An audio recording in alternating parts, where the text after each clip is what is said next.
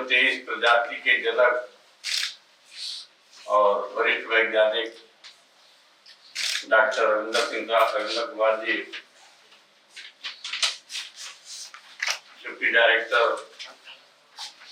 मोहन सिंह साहब, सभी सम्मानित साथियों, आज हमारे लिए, आपके लिए सबसे बड़े हर्ष की बात है कि बिहार में पहली दफा कोयम्बटूर से चल के हमारे बीच माननीय पधारे। इसके लिए हम चीनी मिल की तरफ से, अपने कर्मचारियों अधिकारियों की तरफ से, अपने निदेशक की तरफ से, अपने क्षेत्र की जनता की तरफ से आपका हार्दिक स्वागत करते हैं। और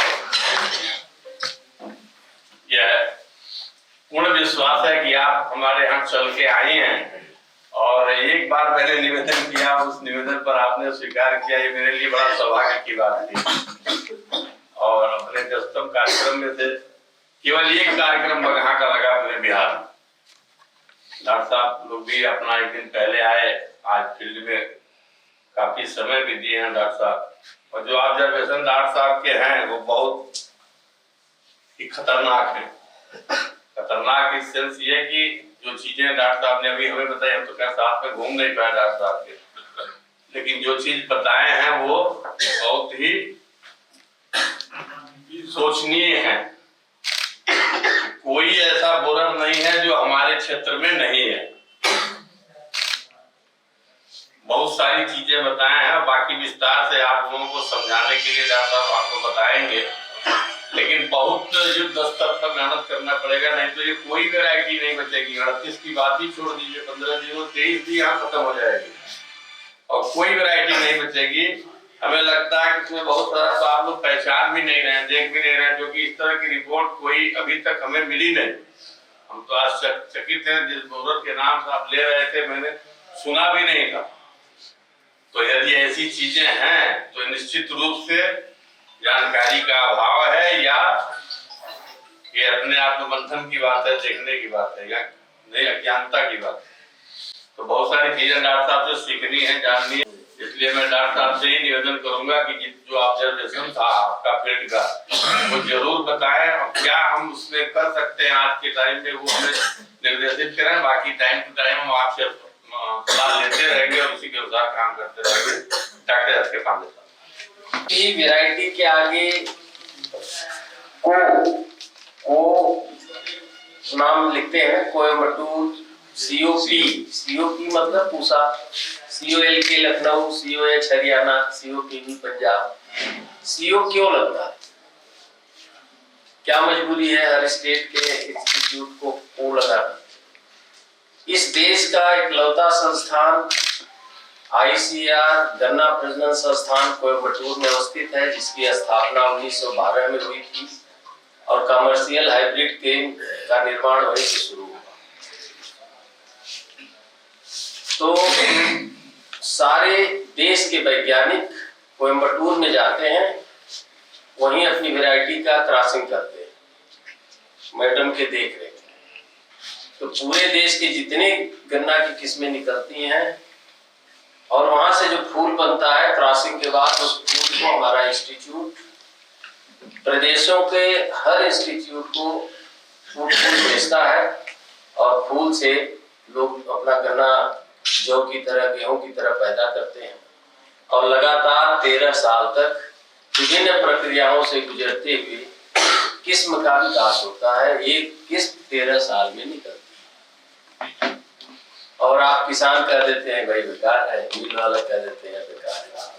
तो हमारे लीडर, हमारे साइंटिस्ट टीम लग के सारा काम करती है और हमारे कोयम्बटूर का महत्व इतना है कि हमारे वर्ल्ड जर्मोलॉजी सेंटर है, पूरे वर्ल्ड का सारी वैरायटी हमारे पास है। तो बहुत इम्पोर्टेंट और ICAR का नंबर 1 इंस्टीट्यूट, उस इंस्टीट्यूट की निदेशिका, प्रथम लेडी डायरेक्टर 1912 से अब तक प्रथम lady director doctor Hema Prabha ji. और देश में जितनी किस्में निकल रही सारे में मैडम का योगदान रहा है। वहीं ब्रीडर थी, क्रॉप इंप्रूवमेंट की हेड रही, फिर डायरेक्टर बन गई हैं, तो पूरे देश में इनका योगदान है। तो मैडम यहाँ है, ये बड़े सौभाग्य की बात है। और यहाँ आने के बाद मैडम ने वादा कर दिया कि आगामी जो किस्में निकलेंगी उसका एक सेट वाटर लाभ के लिए, और अच्छी किस्में जैसे 15-0-23 किस्म निकल गई, निकलने के 1 साल के बाद त्रिपाठी जी वहां से ले आए। अगर हमारे सारी वैरायटी यहाँ टेस्ट हो तो ऑलरेडी आप अपने क्षेत्र में जो अच्छी करेगी बढ़ा लेंगे। तो मैडम की ओर से बहुत बड़ा आश्वासन आप लोगों को दिया गया है। और 50 वैरायटी यहाँ हम कुछ करनाल से देंगे, कुछ मैडम कोयम्बटूर से 50 वैरायटी यहाँ आएंगी और उस पर शोध का कार्य किया जाएगा। और जो अच्छी उसमें से आएगी हम लोग आके सेलेक्ट करके फिर आप बढ़ा लेंगे। जैसे 15-0-23 जो हमारे संपर्क में पहले थे उन्होंने बहुत बढ़ा लिया है, हजारों हजार एकड़ बढ़ा लिया। वो जा रहे हैं चीनी मिल चलाने। अब यह जब चीनी ये 23 का पेराई होगी 13 से कम आया है अपने क्षेत्र। सारे गन्ने गिरे पड़े हैं। बोरर की बात करूं, top borer, pink borer, stock borer, इसके बाद चूसक कीटों में व्हाइट फ्लाई और स्केल इंसेक्ट्स। रेड रॉट तो है, तो रेड रॉट तो जहां भी 38 है उसमें है। कहीं कहीं वेराइटल मिक्सचर है। मिट्टी खैर चढ़ाने में यहाँ अड़चन है, लेकिन गन्ने गिर गए। गन्ना यहाँ से आपका 15 फीट का है, लेकिन गिर के खुद से खड़ा हुआ है। तो आप लोगों को कहीं कहीं फसलों में वो क्रीपर्स चढ़े हुए, लत्ती पक गई है, मैच्योर हो गई गन्ने के साथ साथ। तो किसानों से काम कराना है। 38 की फ्लावरिंग, 38 की फ्लावरिंग। और ये वाइट, अरे ये व्हाइट फ्लाई, ये व्हाइट फ्लाई है, आप लोग जानते हैं। तो फिर सफेद मक्खी एक चूसक कीट है और इसका प्रकोप तब होता है या तो जल जमाव हो या तो खेत बाढ़ सूखा हो। स्ट्रेस में कोई स्ट्रेस होता है तो इसका प्रकोप बढ़ जाता है। तो आप यहाँ वाटर लाभ के चलते व्हाइट फ्लाई लगी हुई है जो ये चूसती है और पत्तियां खराब हो जाती हैं, हरी होती हैं तो फोटोसिंथेसिस होती है, पीली हो गई भोजन नहीं बनाती। फिर इसके बाद ब्लैक मोल्ड फंगस आ जाता है, मतलब पत्ती खराब, भोजन नहीं बना तो गन्ना खराब। दिखाइएगा एक बार। ये देखिए इस तरह जो गन्ने हो गए हैं, जड़ें निकल गई, इसमें पिंक बोरर लगा है, गुलाबी छिद्रक। गुलाबी छिद्रक 4-5 साल से ज्यादा हो रहा है। 5 साल पहले हमने as a new face report किया, अब ये काफी बढ़ रहा है। अक्टूबर प्लांटेड में, नवंबर प्लांटेड क्रॉप में भी काफी लग रहा है। तो पिंक बोरर का ये लक्षण है। पिंक बोरर आगे आऊंगा, कभी लेक्चर दूंगा तो बहुत डिटेल में दूंगा, आज केवल इंट्रोडक्शन। ये भी वही है, देख ले रहे हैं। और इसमें स्केल इंसेक्ट देखिए, ये जो चिपड़ा है ये स्केल इंसेक्ट है। इसकी पॉपुलेशन इतनी ज्यादा हो जाती है जड़ से ऊपर तक कि पूरा गन्ना सूख के पुराही हो जाता है। पुराही समझ रहे हैं, जो सूख के एकदम गन्ना खोखला हो जाता है, सूख जाता है, तो ये हो जाता है और चीनी चूस लेता है। इतना मेहनत आप करते हैं, अब चीनी चूस रहा है कीड़ा, छेदक। हाँ वही यहाँ भी, वही भी सेम है, हर गांठ पे है। ठीक है, तो कहने का मतलब कि इंटेंसिटी ऑफ बोरर, अगर 10% से ज्यादा किसी छेदक कीट का प्रकोप हो गया तो आर्थिक क्षति होगी और चीनी की रिकवरी कम हो जाएगी। तो किसान भाई को भी नुकसान, आपको भी नुकसान। अब हमें करना क्या है? अभी खेतों में top borer, pink borer, stock borer, ये सारे रूट बोरर भी हमने ट्रेलर पे देखा, जो जड़ें लाल है ना उसमें रूट बोरर है। तो इन सबका कंट्रोल करने का एक मैं मूल मंत्र देता हूँ। कोराजन आप डालते हो? कैसे डाल, कोई एक बताइए कोई, आप बताएं। कोई 27 गिलास पानी लेते हैं, बाहर घोल बनाते हैं जी, और पूरा 150 ml उसमें मिक्सअप कर देते हैं जी, और पर टंकी 1 गिलास उसमें मिला के मिक्स करके। कितना टंकी? 27 टंकी लगभग 400 लीटर सर। नाइफ से और ड्रेंचिंग करते हैं। ड्रेंचिंग कैसे करते हैं? जड़ों पर। सूखे खेत में कि पानी? सूखे खेत में सर, एकदम खेत सूखा होगा जी सर। ठीक है। और ड्रेंचिंग जब करते हैं तो टोटी खोल देते हैं, नोजल हाँ तेज खोल जी खोल दिए थे, एक धार बनी जी एक धार गई, फिर दूसरे में आई, फिर तीसरे जी ठीक है। इसके बाद उसके बाद से सिंचाई कर देते हैं, सिंचाई फुल पानी जी पूरा पानी। फिर और फिर सजेस्ट करते हैं कि सर आफ्टर 15 डेज के अंदर एक और सिंचाई करें। और 150 ml दवा जी यही ना जी सर। अब बढ़े 150 ml दवा सूखे खेत में देके फुल पानी, दवाई कहाँ जाएगी? कहाँ जाएगी? जड़ के पास रुक जाएगी, पानी में घुल के जाएगी नीचे जाएगी। कितना नीचे जाएगी? जितना नीचे तक सूखा है, सूखा तो दवाई कहाँ गई? जड़ कितनी ऊपर है?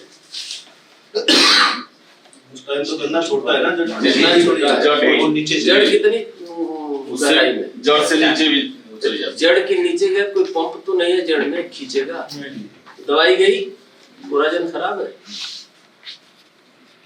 गई दवाई। दूसरा, जब आप धार बना के चले हो तो गन्ना 5 एक लाइन में 5 गन्ने यहाँ से वहां है, एक धार में चले तो आप 2 गन्ने की जड़ भिगा के जा रहे हो, फिर दूसरे लाइन में आ रहे हैं, तो 3 गन्ना तो आप छोड़ दिए धार से। प्रैक्टिकल है कि नहीं? सही जी 5 को ट्रीट करना है। अब इसमें क्या करना है कि खेत में पैर टिकने लगे, पहले पानी से धरती को भर दो, जब सूख जाए, जब पैर टिकने लगे तो 27 गिलास 27 वो फार्मूला आपका सही है, उसको हम नैपसेक स्प्रेयर में हल्का धार नहीं बनाएंगे। पहले था कि कॉलर ड्रेंचिंग, अब हमने टर्म दिया है collar spray, collar drenching. Root zone में स्प्रेयर 2 4 5 धार जाए तो हमारे टोटल गन्ने उस लाइन के जड़े भीग जाए, और फिर जब जरूरत हो तो पानी दें। तब तक क्या होगा? इस दवा को एब्जॉर्ब नहीं बुआई के बाद टाइम बताओ ना, फरवरी मार्च आपको देना है। लाइफ साइकिल, जो कीड़े की लाइफ साइकिल है ना, उसके हिसाब से कि आप दवा डालेंगे अप्रैल के लास्ट में या मई के फर्स्ट वीक में। आज दवा डालेंगे, 8 दिन के बाद दवा अवशोषित कर लेगी जड़ों के द्वारा, पौधा छोटा रहेगा, विषैला हो जाएगा। उसमें जो भी बोरर, वही बोरर जाने का समय होता है, वही बोरर उसी समय अप्रैल में प्रवेश करते हैं सारे बोरर, तो मरते हैं। और आप अगर डाल दोगे लेट, पहले अर्ली शूट बोरर के लिए भी कोराजन डाल दीजिएगा, तो उससे काम नहीं बनना है। और जितनी अंडर डोजिंग आपने किया, दवाई तो गई 100% नहीं, हम 70% रीच आउट हुई, 30% दवा जिसमें 100% आपने ट्रीट नहीं किया, 30% तो आप पौधों की जड़ों को ट्रीट किया। तो जो कम मात्रा में दवाई जब पौधों के और कीड़े के पेट में गई तो मरा नहीं, उसमें रेजिस्टेंस बिल्डअप हो गया, अवरोधन क्षमता का विकास हो गया कीड़े में।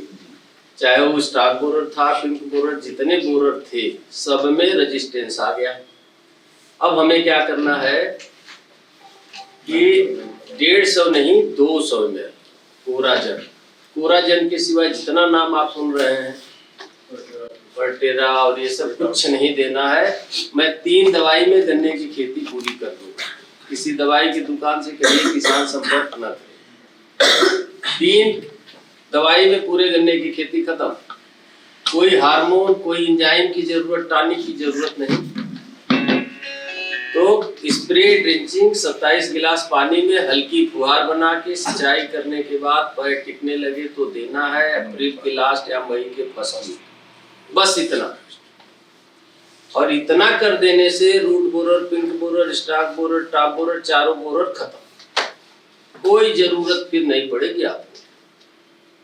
ये टेस्टेड फार्मूला है और ये अभी कोई नहीं बता रहा है, मैं जहां जा रहा हूं वहां बता रहा हूं। और टॉप बोरर 60 से 70% हरियाणा में, यूपी में लगा हुआ है। रेड राट से ज्यादा 38 को बर्बाद कर रहा है टॉप बोरर। महसूस करते हैं? तो टॉप बोरर के साथ साथ हमने आपको बता दिया कि सारे बोरर खत्म हो जाएंगे। एक काम करिए, बढ़िया से ही नहीं कि ठेका पे दिया, लेबर गया डाल के आ गया तो दवाई का दोष देना और फिर बचा नहीं सकते आप गन्ने। बोरर घुस गया तो कोई कंट्रोल नहीं। तो इस बात को आपको इम्प्लीमेंट करना है जागरूकता से। और मैंने इनको कहा है 4 ट्रेनिंग हजार किसान की, पूरे को हम सेंसिटाइज करेंगे। फिर आप बताओगे, किसान भी जब साइंस, हमारी साइंस समझे तो कन्विंस हुए कि नहीं हुए, और सही है कि नहीं। तो इस तरह से अगर आप काम करेंगे तो चीनी मिल का उद्धार होगा, हमारी आपकी सेवा भी चलती रहेगी। ठीक है, तो ये तो बोरर हो गया। इसके बाद सकिंग पेस्ट जब आएगा तो उसकी चर्चा करेंगे, कोई कंफ्यूजन नहीं और टाइम भी नहीं। अभी बोरर के लिए फरवरी में और एक चीज सुन लो, अभी फरवरी में सारे अभी जितना गन्ना हम देखे हैं मैक्सिमम गन्ने की टॉप में गन्ने में सुंडियां हैं, चाहे स्टार बोरर है, चाहे पिंक बोरर है, चाहे टॉप बोरर है, सब उसी में है। स्टार बोरर, पिंक बोरर, सारे बोरर उतर के, अर्ली सूट बोरर आएंगे उतर के, इन पत्तों को अंडा दे देंगे, अंडा देंगे और अंडा देने के बाद फिर 6-7 दिन के बाद वो गन्ने में घुस जाएंगे। थोड़ा सा हम आपको एक फोटो दिखा, ये टाप सफेद सा चमक रहा है, पत्ती पे सफेद रंग की माद। मैं सारा फोटो भेज दूंगा आप लोगों के ग्रुप पे। ये मात आएगी, वहां से अगोला से उतर के आएगी, जो फुटाव जो भी पाएगी उसमें बैठेगी, अंडा दे देगी। अंडा देने के बाद मर जाएगी, 3-4 दिन रहेगी, मर जाएगी। तो ये सफेद वाला दिखा था ना, ये टॉप बोरर की मादा है। ठीक है, तो मादा के पीछे ऑरेंज कलर का दिख रहा है उसका जो पेट का लास्ट है उधर। मादा क्या करती है, आएगी, एक अंडा सजा के पत्ती पे रखेगी और अंडा रखने के बाद इसके पीछे ऐसी मशीन है, स्प्रे मशीन, तो स्प्रे कर देगी क्विक फिक्स, अंडों के ऊपर क्विक फिक्स डाल देगी। इसके पूंछ में ये बाल है, इस बाल को उस पर सटा देगी तो बाल उस पर चिपक जाएंगे। तो जब बाल चिपक जाएंगे तो अंदर कितने अंडे ढके हुए हैं किसी को पता नहीं चलेगा, न इसको इसका परजीवी खाएगा, न आप समझेंगे कुछ, उसमें सुरक्षित पड़ा रहेगा, उसमें बरसात में भी खराब नहीं होगा। तो ये है। इसके बाद ये क्या करेगा कि पत्तियों पर अंडा देना शुरू करेगा। देखिए, तो वो क्या हो जाएगा, अंदर 400 अंडा, ऊपर से एक खोल। ठीक है, एक अंडा में 400 अंडे हैं, एक पे खोलेंगे तो 400 अंडे। अब देखिए कैसे खुलता है, 400 अंडे दिख रहे हैं, 250 से 400, छोटा अंड समूह होगा 250, बड़ा एक अंडा का हमने खोल दिया आपके सामने। ठीक, एक पत्तियों पर 14 अंडे आए, एक अंडे में 250 मान लो, तो 14 में 14 दूना 28, 7 3500। और एक टॉप बोरर एक ही गन्ने में घुसता है। आज की हिस्ट्री नहीं है कि एक टॉप बोरर, 2 टॉप बोरर एक में जाए, तो 3500 गन्ने में जाएगा। 500 को मार दीजिए, नेचुरल कैलिमिटी हो गई। 3000 पौधे में आपके तो चला गया, 1 एकड़ में तो 4000 पौधे ही होते हैं। 100% आपका डैमेज 80% हो गया शुरू में, अभी फरवरी मार्च में। फिर बंदूक का स्टैंड लेके घूमिए, उसके पीछे लगा दीजिए नॉल और मार दीजिए फायर, संभव ही नहीं है। अगर टॉप बोरर को कंट्रोल करना है तो बस फरवरी मार्च में जग जाइए और हाँ, एक मास को पकड़ना है। ये जो अंडे हैं ना, एक पत्तियों पर 14 अंडे हमने करनाल में देखा है, और वहीं का एक फोटो है। एक प्लांट में 4 पौधे, 4 पौधों पे 14 अंडे। तो इस तरह कितनी पॉपुलेशन हो जाएगी। 8 दिन तक अंडे को कुछ नहीं होगा, वहीं पड़े रहेंगे, उसमें इंटरनल ग्रोथ होती रहेगी। बाद में अंडे का रंग काला हो जाएगा, काला होने के बाद 7 दिन के बाद उसमें से सुंडियां निकलेंगी। देखो ये दिख रहे हैं आपको, ये छोटी छोटी सुंडियां, 250, 300, 400 सुंडियां निकलेगी और उसी पत्ते पर 6 दिन, 5 दिन, 4 दिन तक खुरच खुरच के पत्ते को खाएंगी, और जब थोड़ा उनका दांत वात मजबूत हो जाएगा तो मिड रिप पे चली जाएगी। एक पत्ती देना गन्ने का, तो गन्ने की पत्ती सुंडिया सारे देख लीजिए। अगर एक अंडे को आप तोड़ लीजिए या एक मादा को मार दीजिए, कोई पत्ती दो, अगर एक मादा को मार दो या एक अंड समूह खत्म कर दो तो कोलाजन की जरूरत पड़ेगी ना। तो आपको ये भी करना है। देखो फिर ये क्या करेंगी, यहाँ पर अंडा हो गया, यहाँ से सुरंग बनाएंगी इसी में, और सुरंग बना के खाते खाते चली आएंगी यहाँ और प्रवेश कर देगा। और बीज का जो है सूख जाए, भोजन सप्लाई बंद, बीज का गोप सूख गया, जिसको कहते हैं मृत कलिका, डेड हार्ट। जब गन्ना बन जाएगा तब ये प्रवेश करेगा, तो इसमें ब्रांचेज निकल जाएगी, उसको कहते हैं बंची टाउ, शाखाएं निकल जाएंगी। बहुत हमने यार्ड में देखा, यार्ड नहीं वहाँ जहाँ कांटे पर गन्नों में बंची टाप निकला था, मतलब टाप बोरर है। गन्ने की खींच के हम लोगों ने देखा, स्टाक बोरर, पिंक बोरर भरा हुआ है, रूट बोरर भरा हुआ है, कांटा पे जो ट्रालियां खड़ी थी उसमें। इसमें से फिर गया, यहाँ से वो अपना काम शुरू कर दिया, और फरवरी से लेके फरवरी तक 6 पीढ़ियां होती हैं। 6 पीढ़ी, 1.5 2 महीने की 6 बार वो 12 महीने में अपनी 6 पीढ़ियां नुकसान करती हैं। 6 बार अटैक होता है। तो अगर हम पहली दूसरी पीढ़ी को नर मादा को पकड़ लिए खेत में, नर मादा इसी तरह पौधे पे पड़े हुए हैं, 2-4 दिन एक आदमी 1 घंटा खेत में घूम दे तो उसको पकड़ के मार देगा। अंडा देने वाली मशीन को मार देगा, माँ बाप को।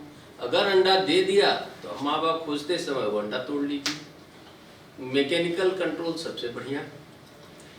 लाइट ट्रैप, अगर किसी हौदी में या बड़े ड्रम वगैरह में पानी डाल के बल्ब लगा दीजिए, सारे फरवरी मार्च में आपके उसमें बहुत मर जाएंगे। फेरोमोन ट्रैप आता है, वो भी मंगा दूंगा, वो लगा लेना। लाइट ट्रैप, मैकेनिकल कंट्रोल, फिर कोराजन डाल देंगे। लेकिन कोराजन से पहले फरवरी मार्च में 15 मार्च से पहले एक छिड़काव इमिडाक्लोप्रिड का हमको करना। आधा ml इमिडाक्लोप्रिड 150 या 200 लीटर पानी में, पौधा छोटा है, मिला के उसमें स्टिकर मिला के शैम्पू छिड़काव कर देंगे। छिड़काव करने से क्या होगा, जितने हम तो अभी टॉप बोरर खाली दिखाए ना, सारे बोरर उस समय उसी गन्ना का जो शूट स्टेज है उसी स्टेज तक सारे बोरर फरवरी में निकलेंगे। सारे गन्ने में पड़े हैं, अभी फरवरी में निकल जाएंगे, फरवरी या मार्च तक। निकलने के बाद पौधों पर शूट स्टेज में सारे खाएंगे, और बाद में जब उसमें केन बन गया, गांठ बन गई, बोरी बन गई, तो कोई रूट में जाएगा, कोई स्टाक में जाएगा, कोई टॉप में जाएगा, पोस्टिंग उसकी हो जाएगी। तो पोस्टिंग होने से पहले जब तक पूल में सब है तभी छिड़काव हम कर देंगे कि पत्ती के ऊपर नरमादा, पत्ती के ऊपर अंडा, अंडे से निकले हुए छोटे छोटे सुंडियाँ, ये सारे मर जाएंगे। तो इंटीग्रेटेड अप्रोच से हम इसको कंट्रोल मैनेज कर लेंगे। नहीं करेंगे तो किसान भी दुखी और मिल भी दुखी, आप सभी दुखी। तो ये शॉर्ट फॉर्म में मैंने बताया कि चूसक वगैरह की कहानी बाद में होगी। बोरज के लिए अभी आपको कोराजन की भी चिंता मत करो, अभी आपको इमिडाक्लोप्रिड का छिड़काव, जैसे अब आपको आइडिया हो गई, खेत में जाइए, चमकने लगे बैठा हुआ और अंडा, तो छिड़काव करा दीजिए। और छिड़काव होना चाहिए सभी किसान भाई एक साथ करें, उनको समझाना होगा कि भैया अभियान से करोगे, ये साइंस उनको समझाओगे अगर आप तो भी मान जाएंगे, एक साथ तैयार हो जाएंगे इसको कराना। इसका डोज कितना है? डोज आधा ml पर लीटर, हाँ 0.5 ml पर लीटर। और तो कुछ नहीं मिलाना ना कुछ ही नहीं, बस स्टिकर मिला के 100 ml 200 लीटर। वो तो वही चलता है। अच्छा, और कोई क्वेश्चन हो? किसी को कोई दिक्कत हो समझने में, कोई जानकारी हो तो बताओ। ठीक है। जो अक्टूबर नवंबर में जो बुआई करेंगे उसका भी छिड़काव हम फरवरी मार्च में ही करेंगे। अक्टूबर में जो बुझाई करोगे तो वो जो कीड़े हैं ना वो जाड़ा आ जाएगी, जी। सब जाड़ा में अपना शीत हाइबरनेशन में चले जाएंगे, वो खाएंगे पिएंगे नहीं, उसी में पड़े रहेंगे, फिर टेम्परेचर बढ़ेगा तो प्यूपा बन के निकल जाएंगे।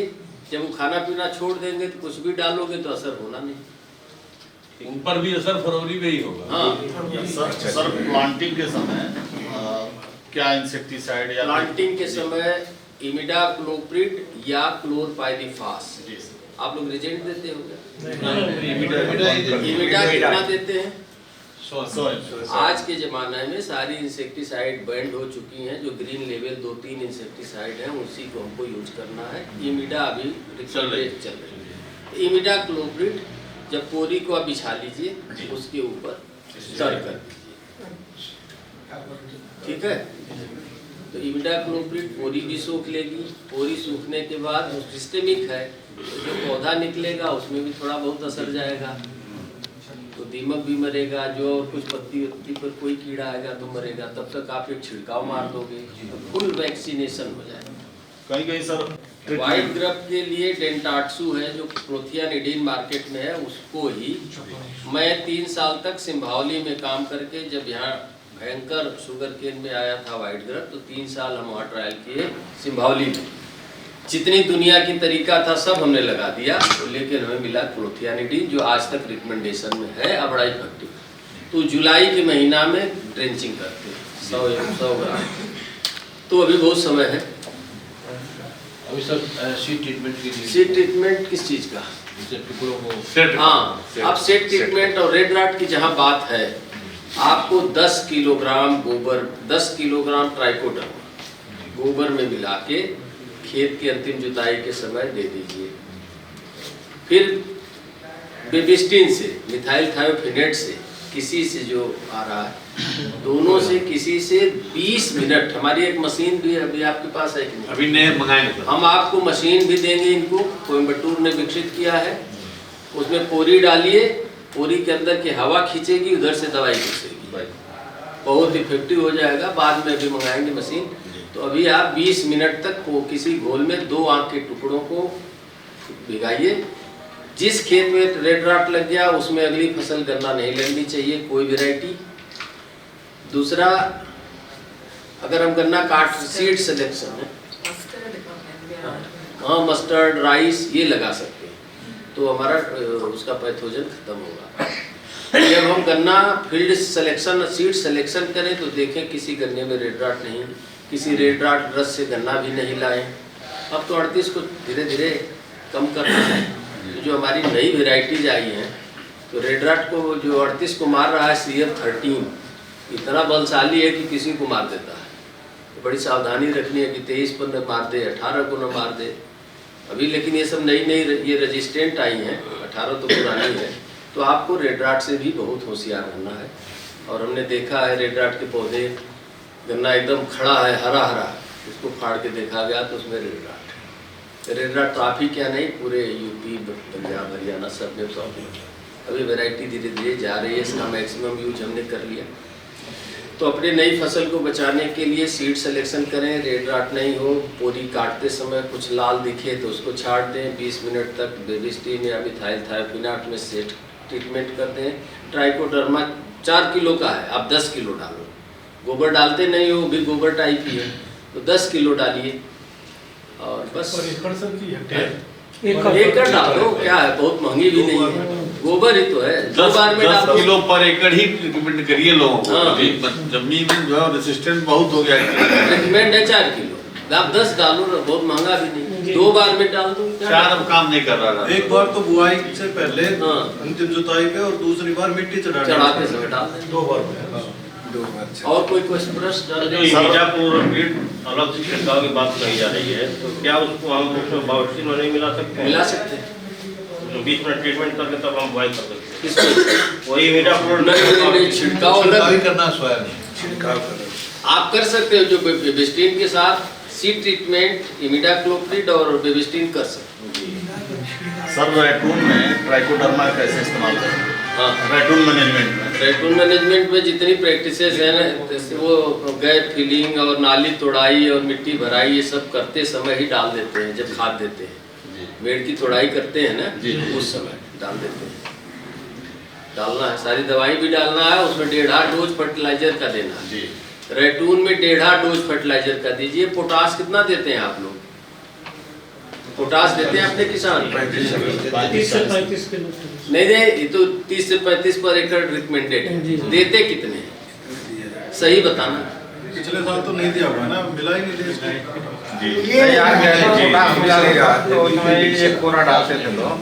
तो जो पीला पीला देख रहे हैं ना, पोटास का बहुत ही फसल के स्टैंड में खड़ा रहने में, बीमारियों से, कीड़ों के लिए बड़ा उसमें रेजिस्टेंस होता है, इम्यूनिटी सिस्टम बड़ा डेवलप हो जाता है। तो आपको पोटास डालना है। अभी जो पत्तियां पीली वगैरह दिख रही है ना, कुछ पोटास की कमी, तो पोटास भी डालिए। तो आज मैं सर डोज वही रहेगा 40-35 किलो है। 2 बार में चाहो 2 बार में भी दे सकते हो पोटास। तो बस, और कुछ प्रश्न?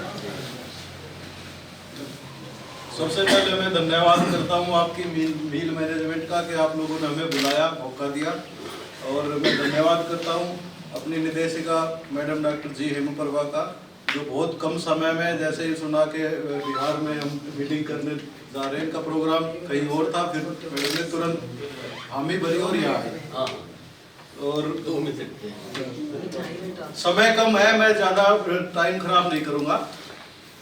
तो आज का जो हमने देखा, हमारा पर्पज़ यही था कि सबसे ज़्यादा जो बीज बिहार में अगर डेवलप किया है तो बघा चीनी मिल ने 15-0-23 का किया है। और साथ में पिछले कई सालों से आप लोग हमसे CO-0-118, CO-0-238 और भी जो नई वैरायटी जो रिलीज होती है वो बीज लेके आते रहे। तो हम देखना चाह रहे थे कि भाई वहाँ फील्ड में कैसा परफॉर्म कर रही है। बात होती रहती थी त्रिपाठी जी से कि भाई हमेशा इन्होंने कहा कि बहुत अच्छी चल रही है, बहुत अच्छी चल रही है। तो हमने सोचा चलो हम देख के आते हैं कि कैसी अच्छी चल रही है। तो जैसा का फीडबैक हमें मिला, अक्टूबर तक क्रॉप आपकी 15-0-23 की ठीक थी, लॉजिंग नहीं थी। बाद में जो लेट जो बारिश हुई उसके बाद काफ़ी ज़्यादा उसमें लॉजिंग हुई। ज़्यादातर आपने गन्ने की बुआई ऑटम में की थी। और ये जो 15-0-23 वैरायटी है, ये एक्स्ट्रा अर्ली वैरायटी है। इसमें मैच्योरिटी जल्दी आ जाती है। मील शुरू होते ही, यानी ये चीनी मील को भी 15 दिन पहले एडवांस कर सकती है। तो चाहे ये ऑटम की बोई हुई हो या इसका रेटून हो, शुरू में अगर इसको हार्वेस्ट कर लोगे तो नुकसान नहीं होगा।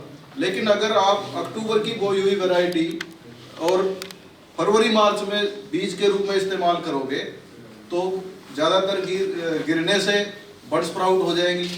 और हमने देखा इसमें टॉप बोरर भी ज़्यादा था, स्टॉक बोरर भी था।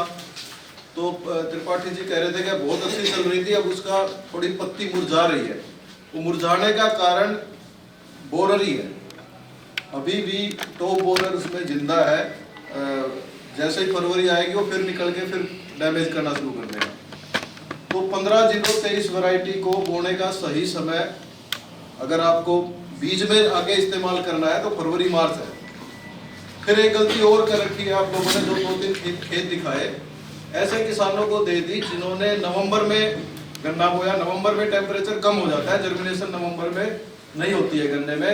जर्मिनेशन होने के लिए कम से कम 15 डिग्री से ज़्यादा टेम्परेचर होना चाहिए, तब उसका प्रोसेस शुरू होता है। वैसे तो 20 डिग्री से ज़्यादा होना चाहिए।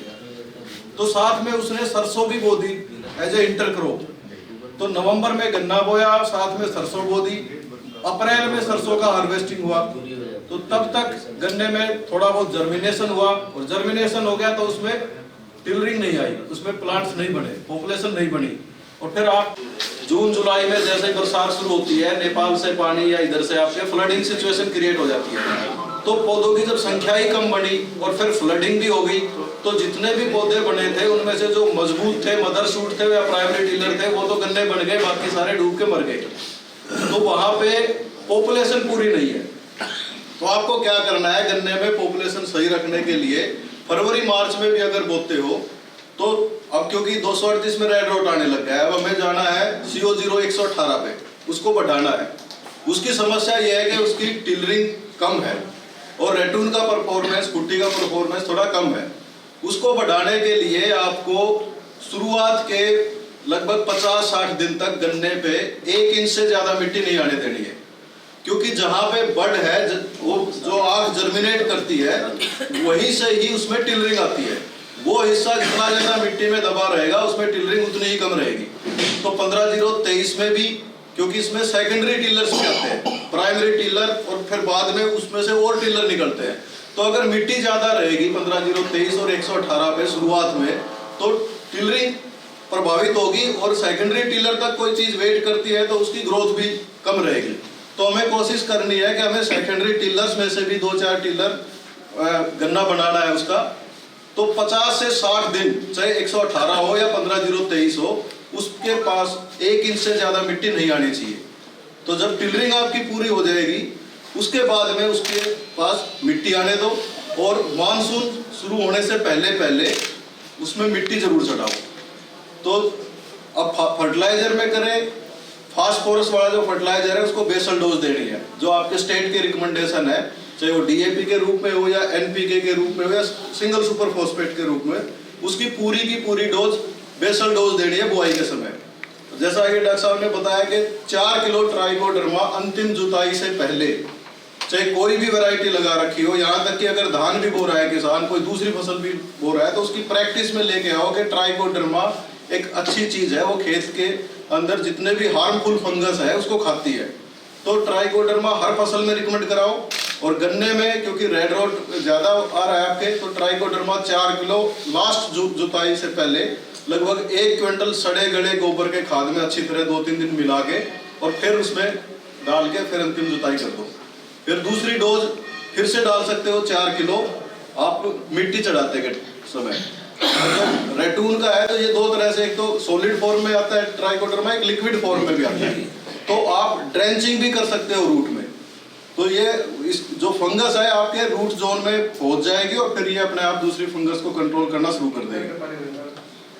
पोटास वाले फर्टिलाइजर है, उसकी हाफ डोज आप बुआई के टाइम पे बेसल डोज में, और बची हुई आधी मात्रा है वो मिट्टी चढ़ाने के टाइम पे डालो। और नाइट्रोजन फर्टिलाइजर है वो सारे स्प्लिट डोज में दो।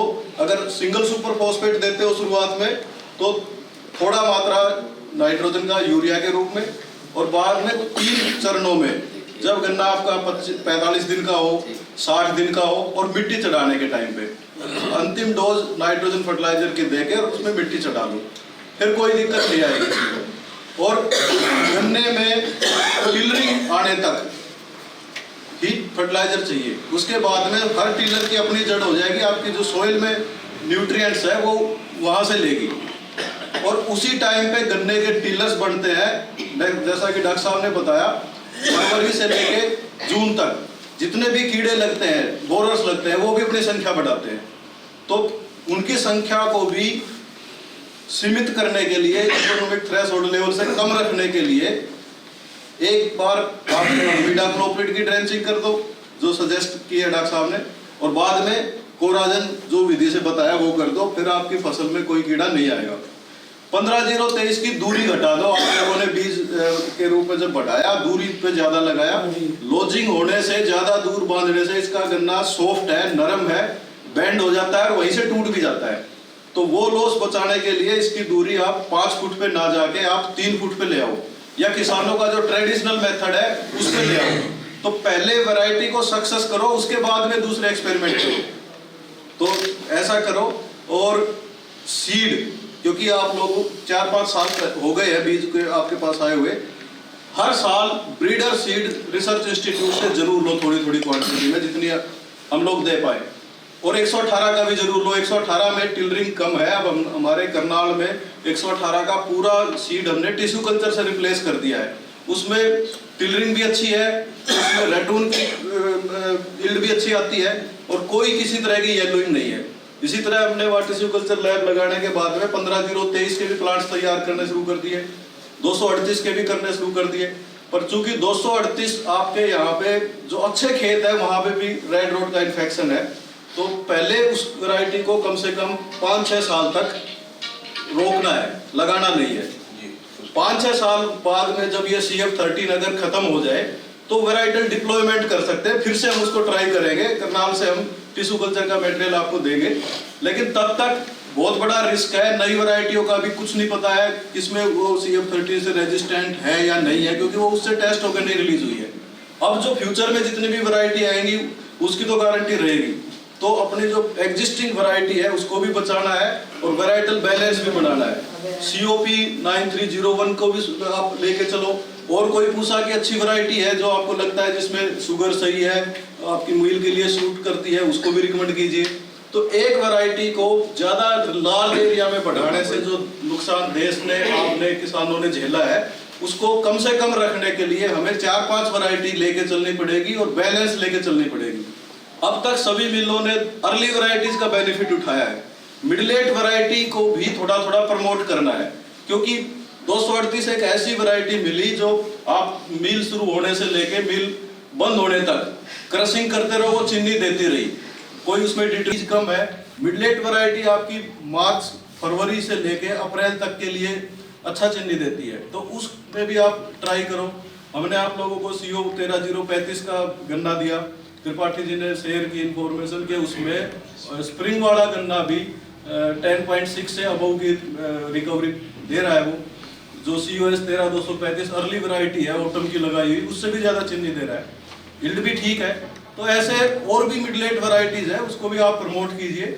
और ये स्मट सर थोड़ा सा है। हाँ, स्मट है, स्मट 4-5 वैरायटियों में CO0 238, 13035, COS 13235, COLK 14201, इन 4 वैरायटीज में स्मट की प्रॉब्लम है, स्प्राउटिंग ग्रीन, तो उसको मैनेज करके आगे बढ़ाना पड़ेगा। स्मट एक रियल उसमें इश्यू है, लेकिन उसको हमें मैनेज करना है। प्रोपिकोनाजोल है, उसका आप स्प्रे कीजिए। रेटून जब फुट्टी रखते हैं तब फुट्टी रखते ही 1/2 ml प्रोपिकोनाजोल टिल्ट के नाम से यूज करते हैं, उसको आप स्प्रे कर दीजिए एक बार, तो उससे भी मैनेज होगी। और जितना भी शुरुआत में स्मट दिखता है उसको तोड़ के पॉलिथीन की बैग में भर के अच्छी तरह पहन के उसको फिर तोड़ के फिर दबा दीजिए जमीन में नीचे। तो स्मट उतना ज्यादा नुकसान नहीं करती है हमारे उत्तर भारत में, क्योंकि वो रेटून में ज्यादा आती है, गन्ने में कम आती है। मतलब ये नहीं है कि पूरा गन्ना ही ऊपर स्मट का विप निकल गया गन्ना बढ़ने के बाद, तो वो स्प्राउट्स को मारती है। तो कुछ स्प्राउट्स मर भी गए तो भी उसमें पॉपुलेशन ठीक है। तो हमें गन्ने में पॉपुलेशन सही रखनी है ताकि पैदावार सही आए, गिरने से बचाना है ताकि उसमें लॉजिंग होके खराब ना हो। ये 2-3 चीजें आप ध्यान में रखोगे, पैदावार अच्छी रहेगी। 15-0-23 में मिट्टी भी जरूर चढ़ानी है और कीड़ों से इसकी रोकथाम करना पड़ेगा। ये सॉफ्ट वैरायटी है और चीनी इसमें बहुत ज्यादा है। अभी 3-4 चीनी मिलों ने इसकी 6-6 घंटे की रिकवरी ट्रायल की, तो 1 यूनिट से लेके 1.5 यूनिट तक इसमें 238 से ज्यादा चीनी मिली है नवंबर से। तो ये जो किसान इंटरक्रॉप लेता है वो पहले गन्ना बोए, 1 महीने की गन्ना की फसल अपने आप को एस्टेब्लिश कर ले जमीन में, तब इंटरक्रॉप ले। और इंटरक्रॉप की यील्ड पूरी ना ले। किसान क्या करता है, इंटरक्रॉप को पूरा यील्ड लेता है उसकी, तो गन्ने की पैदावार तो कम होगी। तो वो प्रिंसिपल आप फॉलो करेंगे तो गन्ना भी अच्छा होगा और इंटरक्रॉप भी अच्छी होगा। सरसों की जगह मटर ले लो, मसूर ले लो, चना ले लो, जो थोड़ा स्पेस लेती हो। अब पूरा सरसों तो पूरा ढक देती है, फिर कहाँ गन्ना अच्छा होगा। तो ऐसे अच्छी इंटरक्रॉप का सिलेक्शन करवाओ। और आप लोगों को ज्यादा काम करने की जरूरत है। बिहार में सबसे ज्यादा बीज आप लोगों के पास है, पूरा बिहार आपकी तरफ देख रहा है। अगर आपका गन्ना अच्छा होगा, अच्छी रिकवरी होगी, तो एक अच्छी सक्सेस मिलेगी सबको। जितने त्रिपाठी जी जैसा व्यक्तित्व था, वैरायटी ले लिया हम लोगों से। अगले चैप्टर में आप लोगों के गन्ने की वैरायटी का पहचान वगैरह डिटेल में एक दिन बैठाएंगे, आपको सारी डिटेल होगी। आज साइंटिस्ट आपको सॉल्यूशन बताएंगे और अच्छा काम करवाओ। ओके, धन्यवाद।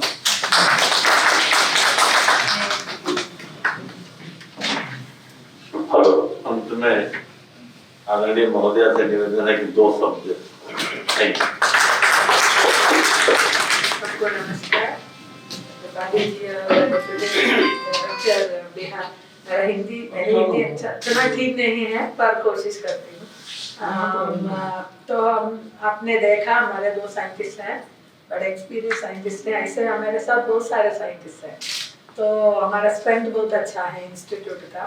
और जो आपको जो समस्या है हमारे लोग हमेशा आपके साथ होंगे, क्योंकि तमिलनाडु के बाद बिहार से हमसे ज़्यादा मुलाकात है और ज़्यादा बात, क्योंकि आपके उधर के बड़े बड़े ऑफिसर्स उधर कोयम्बटूर में 2 बार आए हैं और 2 बड़े लेंथी सिटिंग, 3 दिन का सिटिंग कि आपका प्रिंसिपल सेक्रेटरी मंत्री जी भाई आए थे, प्रिंसिपल सेक्रेटरी आए थे और कमिश्नर भी 6 बड़े ऑफिसर्स उधर आए हैं और उनसे कमिश्नर सब पूरे IAS ऑफिसर्स और BAS के 3-4 ऑफिसर्स आए हैं।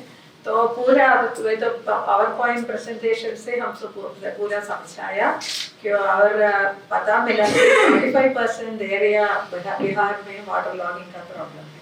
तो मैं जब एक्टिंग डायरेक्टर के रूप में उस समय से मेरा यही एक लक्ष्य है कि हर पर्टिकुलर सिचुएशन के लिए एक सिलेक्शन प्रोसेस करना है, क्योंकि हम तमिलनाडु से कई मिलों से मिलकर करते हैं।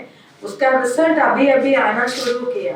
इस साल में यील्ड 100 टन्स के 100 kg पर हेक्टर के ऊपर आ गए और हमेशा तमिलनाडु का रिकवरी 2011 में 10% के ऊपर गए और उसके बाद पूरे 8% में ही थी, बहुत कम रिकवरी। और पिछले साल 9.17 रिकवरी मिला तो मिलों को बहुत खुशी आई, पर इस साल अभी तक 10 के ऊपर है, क्योंकि हमारे न्यू वेराइटीज हमारे इंटरवेंशन आज बहुत प्रभावित है तमिलनाडु में। ऐसे महाराष्ट्र में भी हम करते हैं, स्पेशली कॉपर गावन शुगर में उधर का बड़ा प्रॉब्लम है सैलिनिटी का। अभी तो ऐसा हम तो 25 वेराइटीज उधर इकट्ठा करके टेस्टिंग करता है, बहुत अच्छा रिजल्ट आ रहे हैं। 5 से 6 वेराइटीज बहुत अच्छे आते हैं।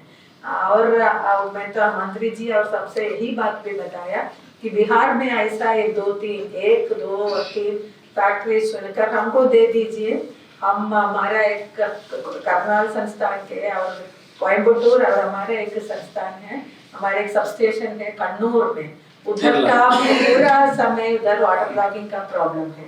उधर वाटर लॉगिंग के लिए breeding resistant variety water logging resistant variety का प्रोजेक्ट 40 साल से चल रहा है। उधर का प्रोडक्ट्स अभी किसी बाहर नहीं टेस्ट किया, और उधर से भी हम थोड़ा सा क्लोन सेलेक्ट करके कोयम्बटूर से और करनाल में पूरा जमा कर इधर टेस्ट करना है, क्योंकि आप पता है कि करनाल में जो है वह तो बिहार में आने की जरूरत नहीं है। लकी है 238 आ गए ऐसा, क्योंकि जीन टू इंटरेक्शन हम बोलते हैं, एनवायरनमेंट और क्लोन का भी जीनोटाइप का इंटरेक्शन बहुत इम्पोर्टेंट है गन्ने में, स्पेशली 1 साल फील्ड में देखना है। इसलिए इसके लिए उसी जगह में टेस्टिंग करना है। इधर स्टेशन से पूछा है, मोतीपुर है और शिवराही है, उनके वैरायटीज भी आप टेस्ट कर सकता है, क्योंकि ऐसा एक टेस्टिंग से आपके लिए बिहार के लिए आपका बिहार में ही वेस्ट चंपारण डिस्ट्रिक्ट के लिए आपको एक अच्छा वैरायटी, अच्छा 2-3 अच्छे वैरायटीज मिलेंगे। और अभी तो टेक्नोलॉजी डेवलपमेंट बहुत ज्यादा है, स्पेशली साउथ इंडिया में बहुत ज्यादा है। मैकेनाइजेशन बहुत तेज से चल रहा है, क्योंकि उधर अधिक लोग पढ़े लिखे हैं और लेबर को नहीं मिलते हार्वेस्टिंग के लिए, किसी ऑपरेशन के लिए नहीं मिलते। प्रधानमंत्री की किसान ड्रोन आय भी बढ़ा सकते हैं।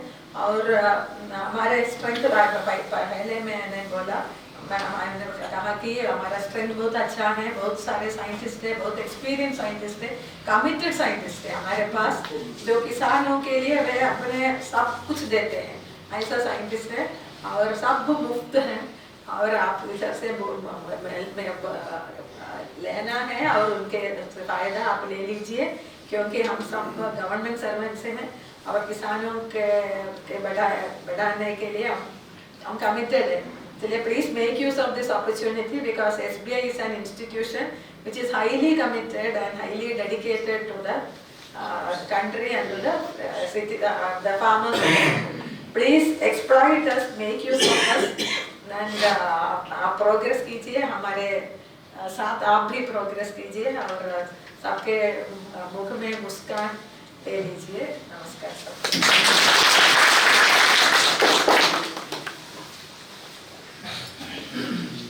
मैडम ने जो कहा काफी सरल हिंदी में बताया, समझ में तो आ ही गया। लास्ट में इन्होंने कहा कि हमारा संस्थान डेडिकेटेड है और बिहार को पूरा देश है मैडम के पास, हर गांव हर जिला और सब जगह हम काम कर रहे हैं।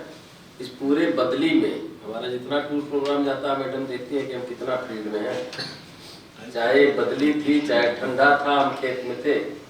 हमारे पास भी 5 राज्य हैं, कल मैं यूपी में था, अभी हमारे पास एक दिन का समय नहीं है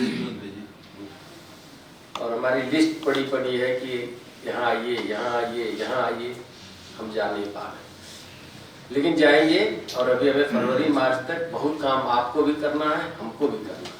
हमारी ये वैरायटी आपके क्षेत्र में चल रही है, पूरे उत्तर प्रदेश, हरियाणा, पंजाब, बिहार सब जगह हमारी वैरायटी, मतलब हमारे करनाल सेंटर की वैरायटी ही चल रही है। तो अपने बच्चे जहाँ हैं अगर उन पर कोई दिक्कत है तो तकलीफ हम लोगों को भी हो रही है। 38 में आ गया है, कोशिश में है कि 4 साल 38 को चलाएं। फिर 23 मैडम ने कहा ना कि क्लाइमेट का और क्लोन का मतलब वैरायटी का एक बड़ा संबंध है। 1 साल 2 साल, कोई लड़की भी ससुराल जाती है तो 1-2 साल लग जाता है और कोयम्बटूर तो मायका है गन्ने का, सारी लड़कियां वहीं से आती हैं तो इनको भी थोड़ा एडजस्ट करने में टाइम लगे। 23 का भविष्य है, 38 को भी हटाना है, 23 बढ़ाना है, 118 बढ़ाना है, 98,014 बढ़ाना है, 93,101 बढ़ाना है। इसके अलावा रिसर्च मत करिए, 50 वैरायटी हम ला रहे हैं उस पर। Thank you.